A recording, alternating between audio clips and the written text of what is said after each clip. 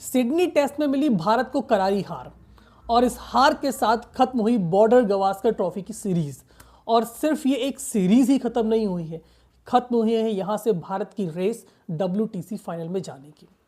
वो WTC final जिसमें भारत 2 बार पहुंचा, वो अलग बात है वो चैंपियन नहीं बन सका, लेकिन इस बार जिस रेस में भारत बहुत आसानी से पहुंच सकता था, अब उस रेस से पूरी तरह से बाहर हो चुका है। और 2 फाइनलिस्ट ऑस्ट्रेलिया और साउथ अफ्रीका अब भिड़ेंगे जून में WTC में। ये हार बहुत बड़ी है, लेकिन इस हार के जिम्मेदार कौन है, वो कौन कौन से लोग हैं जिनको मुख्य तरह से जिम्मेदार ठहराया जा सकता है, जो सवालों के घेरे में है कि इस हार के जिम्मेदार हैं। अगर आप मेरे ओपिनियन की बात करेंगे, मेरे एनालिसिस की बात करेंगे क्रिकेट मैच को लेकर, तो मैंने इस हार में 3 लोगों को खास तौर से जिम्मेदार माना है। बहुत सारे खिलाड़ी आए, नए खिलाड़ी आए, पुराने खिलाड़ी रहे, वो सब आए चले गए, लेकिन जो सही में जिम्मेदार जो मुझे लगते हैं वो 3 लोग हैं, जिसमें सबसे पहला नाम है कोच गौतम गंभीर का। जी हाँ, मैं गौतम गंभीर को इस कैटेगरी में क्यों खड़ा कर रहा हूँ, ठीक है आप कहने को लोग कह सकते हैं कि गौतम गंभीर अभी नए नए आए हैं, भारत के साथ जुड़े हैं, लेकिन नए नए नहीं जुड़े हैं, काफ़ी टाइम से हैं। वो भारतीय इंडियन क्रिकेट टीम को बहुत अच्छे से जानते हैं, ये कैसे रन होती है, किस तरीके से वर्क करती है। जब गंभीर को कोचिंग मिली तो उन्होंने अपनी मर्जी का कोचिंग स्टाफ चुना। वो जिसको चाहते थे उसको रखते थे टीम में और अपने अकॉर्डिंग सारी चीज़ों को रखते थे। उन्हें वो लिबर्टी चाहिए थी जो उन्हें BCCI से मिली, और उसके बाद भी भारत को रिजल्ट नहीं मिला। कहानी शुरू सिर्फ ऑस्ट्रेलिया में आकर के नहीं हुई।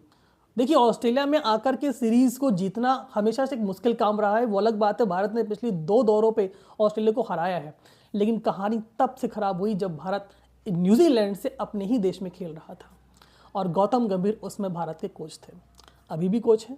जब भी गौतम गंभीर से कोई सवाल होता है कि आपने रोहित से बात की या विराट से बात की उनकी फॉर्म को लेकर के, या आपने इस खिलाड़ी से कोई बातचीत की, तो उनका जवाब यही आता था कि ये आजकल मॉडर्न डे के क्रिकेटर्स हैं, इनको बहुत अच्छे से पता है, ये जानते हैं, इन्हें कुछ बोलने की ज़रूरत नहीं है। अगर इन्हें कुछ बोलने की ज़रूरत नहीं है तो आपको कोच क्यों बनाया गया है?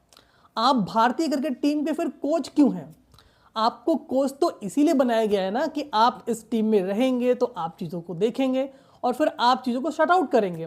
लेकिन अगर आप इस तरीके से चीज़ों को छोड़ देंगे कि खिलाड़ी खुद ही जानते हैं और वो खुद ही सब कुछ कर लेंगे, तो फिर कोचिंग की आवश्यकता ही क्या है? फिर आप कोचिंग कर क्यों रहे हैं? फिर आपके पास बैटिंग कोच क्यों है? आप क्यों नहीं बैटिंग कोच से कहते हैं कि क्यों विराट हर बार एक तरीके से आउट हो रहे हैं, क्यों रोहित शर्मा के बल्ले से रन नहीं निकल रहे हैं? देखिए, फॉर्म खराब होती है 1 मैच, 2 मैच या 3 मैच में, लेकिन लगातार अगर आप 3 सीरीज में परफॉर्म ना करें तो वहां पे फॉर्म के साथ साथ कहीं ना कहीं टेक्निकल इश्यूज हैं, और अगर आप टीम के कोच हैं तो आपने क्यों नहीं देखे? इस हार के जिम्मेदार नंबर 2 कप्तान रोहित शर्मा। जी हाँ, कप्तान रोहित शर्मा का बल्ला टेस्ट मैच में बहुत समय से नहीं चल रहा है। ठीक है, आप बैटिंग फॉर्म खराब हो सकती है, आपकी कैप्टेंसी में उधार नहीं दिखी। कई बार ऐसा हुआ जब टीम को विकेट नहीं मिले तो टीम ने बहुत सारी स्लिप्स नहीं लगाई या कोशिश नहीं की और वेट किया, एक पेशेंस दिखाने के लिए कि हाँ शायद हमें विकेट मिल जाएगा। ये शायद से नहीं हुआ।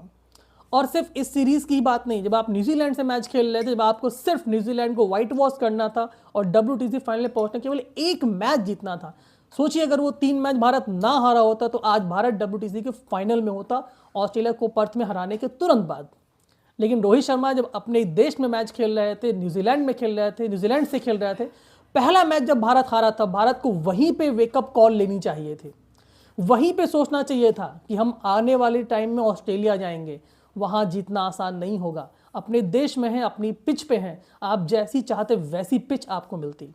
लेकिन भारत ने डिफेंसिव माइंडसेट के साथ में खेला और न्यूजीलैंड के खिलाफ जो 3-0 से हम हारे, वही सबसे बड़ा कारण है कि आज हम WTC के फाइनल में नहीं हैं। वहां पे कप्तान रोहित शर्मा को कॉल लेना चाहिए था, उन्हें सोचना चाहिए था कि हमें कैसी पिच चाहिए या हमें क्या करना चाहिए। चाहे टीम सिलेक्शन की बात हो, हर बार उसमें गलतियां, और आप कितनी बार बचेंगे? आप हर बार बच नहीं सकते। और हार का सबसे बड़ा कारण नंबर 3 जो कि है खुद Virat Kohli, mister fit, mister खिलाड़ी, जिनकी हमेशा बात की जाती है कि विराट कोहली एक बहुत ही फिट खिलाड़ी हैं, बहुत अच्छे माइंड सेटअप से हैं, एग्रेसिव खिलाड़ी हैं। एग्रेशन आपका अच्छा तब लगता है जब आप अच्छा परफॉर्म कर रहे हो। विराट कोहली का बल्ला सिर्फ इस सीरीज की ही बात नहीं है, विराट कोहली न्यूजीलैंड के अगेंस्ट भी नहीं चले, उससे पहले श्रीलंका के अगेंस्ट भी नहीं चले, और अब ऑस्ट्रेलिया में आकर जो उनकी फेवरेट जगह जहां पे रन बहुत बनाते हैं, पिछले दौरे पे बहुत रन बनाए थे, इस दौरे पे नहीं बना सके। सवाल इस बात का नहीं है कि विराट के बल्ले से रन नहीं निकले, सवाल इस बात का है कि विराट के आउट होने के वो तरीके, दुनिया की सारी टीमों ने इन चीज़ को देख लिया है कि विराट कोहली को कैसे आउट करना है। छोटा बच्चा भी बता देगा कि विराट कोहली को चौथे और पांचवें स्टंप की बॉल पे आप डालिए और वो अपना बल्ला चलाएंगे, कोई ना कोई एज लग जाएगा। मैं मानता हूं जब समय खराब होता है तो आप बल्ला चलाते हैं, तो जिन बॉलों पे विराट कोहली चौके बटोरते थे वही बॉल एज में कन्वर्ट हो रही हैं। लेकिन अगर आपको पता है कि आपका समय खराब है, आप जानते हैं कि ये आपके मिस्टेक है, तो क्यों नहीं अपने आप से डिटरमिन हो जाते हैं कि मैं ऑफ साइड की बॉल को टच नहीं करूंगा चाहे कुछ भी हो जाए। लास्ट इनिंग में विराट कोहली ने, लास्ट इनिंग से जो फर्स्ट इनिंग थी उसमें उन्होंने 69 बॉलें खेली थी और 17 रन बनाए थे। तो अगर आपने पेशेंस 60-70 बॉलों तक दिखाया था तो आगे क्यों नहीं दिखाया? ये चीज़ लाबुशेन से क्यों नहीं सीखी? लाबुशेन ने भी 60-70 बॉल खेल करके सिर्फ 4 या 5 रन बनाए थे। ये चीज़ आपने स्टीव स्मिथ से क्यों नहीं सीखी, क्योंकि वो भी आउट ऑफ फॉर्म थे, लेकिन उन्होंने भी यही किया, अपनी चीज़ों को बैक किया, बॉलों को छोड़ा और छोड़ करके ही आप ऑस्ट्रेलिया में सक्सेस पा सकते हैं। विराट को जब पता है कि वो ऑफ साइड की बॉल पे लगातार आउट हो रहे हैं ड्राइव करने, तो क्यों नहीं उन्होंने अपने आप से डर निश्चय कर लिया कि मैं ऑफ साइड की बॉल को टच नहीं करूंगा। एक मोमेंट के बाद जब पेशेंस का जो टेस्ट होता है ना, जहां पे बॉलर्स को हारना चाहिए था कि अब विराट ऑफ साइड की बॉल को टच नहीं करेंगे, हम इनको ऑफ साइड में नहीं करेंगे, उन्हें प्लान बी बनाने पे मजबूर तो करते। लेकिन विराट की बल्लेबाजी पूरी सीरीज में कुछ ऐसी रही कि ऑस्ट्रेलिया को प्लान बी बनाने का मौका ही नहीं मिला। उन्होंने प्लान ए से ही विकेट निकाल दिया। बॉलैंड जैसा बॉलर विराट कोहली को परेशान करता है, बार बार आउट हो जाता है। ये 3 जिम्मेदार थे, कोच गौतम गंभीर, रोहित शर्मा और विराट कोहली। आखिरी मैच में अगर आप बात करें टीम सिलेक्शन की, सबसे बड़ी गलती तो वहीं पे हो गई। भारतीय टीम इतनी बड़ी टीम है और टीम के पास 3 पर्टिकुलर परफेक्ट फास्ट बॉलर नहीं है। आज जब जसप्रीत बुमराह बॉलिंग करने के लिए नहीं आए, सबको पता था कि जब बुमराह बॉलिंग करने नहीं आएंगे तो भारत मैच जीत ही नहीं सकता, और ऑस्ट्रेलिया को शायद यही कॉन्फिडेंस सबसे ज़्यादा बूस्ट कर गया। उन्हें पता था कि बुमराह बॉलिंग नहीं करेंगे तो हम जीत नहीं पाएंगे। सीखिए ऑस्ट्रेलिया से। हेजलवुड 2 मैच नहीं खेले हैं कम से कम, जैसे ही वो बाहर जाते हैं तो उनके जैसा ही बॉलर ऑस्ट्रेलिया लेकर के आता है बॉलैंड को। जैसा बैट्समैन जाता है वैसा ही बैट्समैन टीम में एंट्री करता है। लेकिन भारत बिल्कुल क्लूलेस रहा। ये पता ही नहीं था हमें कि हमें टीम में किसे खिलाना है। जिस पिच पे इतनी घास हो कि सुनील गावस्कर जी ने कहा कि गाय छोड़ दो घास चरने के लिए, उस घास वाली पिच पे आप 2 स्पिनर्स लेकर उतरते हैं और आप उम्मीद करते हैं कि आप सीरीज जीतेंगे या आप सीरीज को बचाएंगे, गावस्कर ट्रॉफी को रिटेन करेंगे। ऐसे नहीं हो सकता।